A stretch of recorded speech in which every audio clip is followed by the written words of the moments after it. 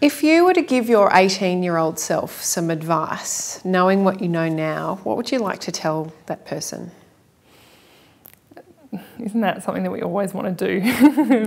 Be able to go back and... what would I say?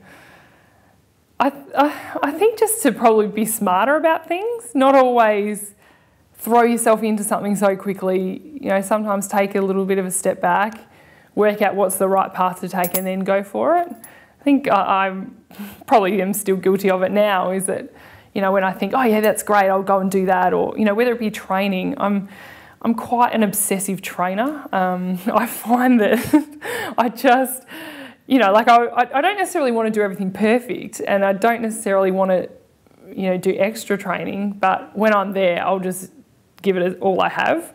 And so if in my mind, I have to improve my speed, and right, so then the next, you know, weeks leading up to the fitness testing, I'll be all about speed, and, you know, I probably just needed to relax a little bit on that and look after your body.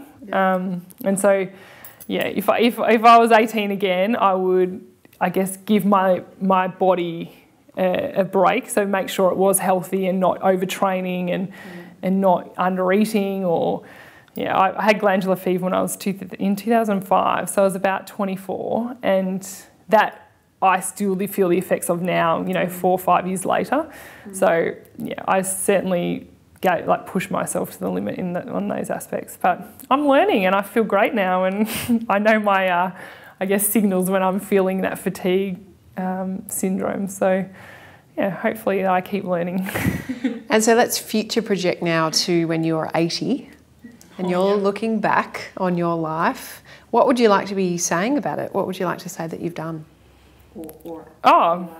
Just that I've had an amazing time, and that I've achieved so much, and that I've made the most of my opportunities. It's probably about the opportunities, I think, that, you know, I don't want to think, oh, I should have done that, I should have gone in that direction, or whether that be in sport or life. I just, want to make sure that I've made the most of all my opportunities that I've been given, and I think we're very lucky. We're given so much as athletes, and, you know, it's not just about financial rewards, but, you know, opportunities to meet great people, and opportunities to do some things that you would never ever dream of doing. And, you know, somebody might ring you up and go, hey, you know, do you want to come to this sporting event? Or, you know, it can be as little as that, and you think, you know what, like, yeah, normal people don't get that. Or there's that normal people line again. But yeah, one day you'll be one of those and you'll work it out. No, that's right. But that's right. While I'm still playing, I want to make sure I make the most of it and appreciate, I guess, what I've been able to do. Yeah.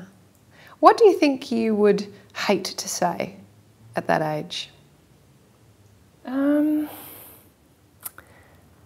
would hate to say that I'd focus too much on something. You know, that I'd had really tunnel vision and narrow and forgotten the bigger picture of things, because, you know, I'm only who I am because of my family, because of my friends, because of the people around me. And, you know, I always try and make an effort to be there for everyone, so I would hate to ever get to the stage where you know, put yourself 100% first before anyone else, because, you know, I need those people around me, so I want to be able to give back to them just as much as they have to me.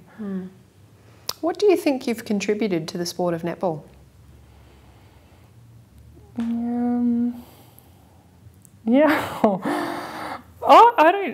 don't know. What have I contributed to netball?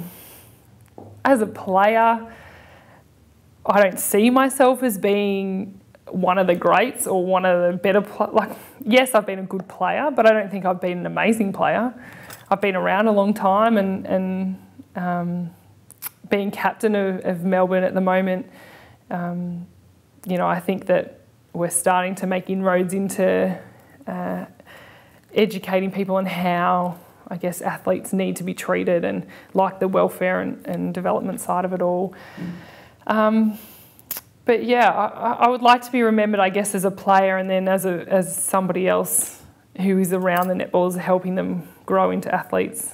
But yeah, I don't know, to be honest. I don't really know or what people would say. I would love to ask other people to get that answer.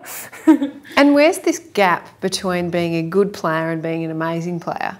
What do you need to be an amazing player? For me, being an amazing player would be a gold medalist at a Commonwealth Games, would be a starting seven member of the Australian team consistently over, say, 10 years. So for me, you know, Liz Ellis, Sherelle McMahon, those players who have been in my era are probably the only two that I would say are great players because of what they've been able to do. But as I get older too, I realise that because of opportunities or because of coaches at the time, you know, there's so many different things that can come into it. And some people, I guess their luck comes into it as well when injuries come into play. And yeah, but I certainly don't regret what I've done or am not disappointed at all in what I've achieved, and I haven't finished yet. What do you still need to learn?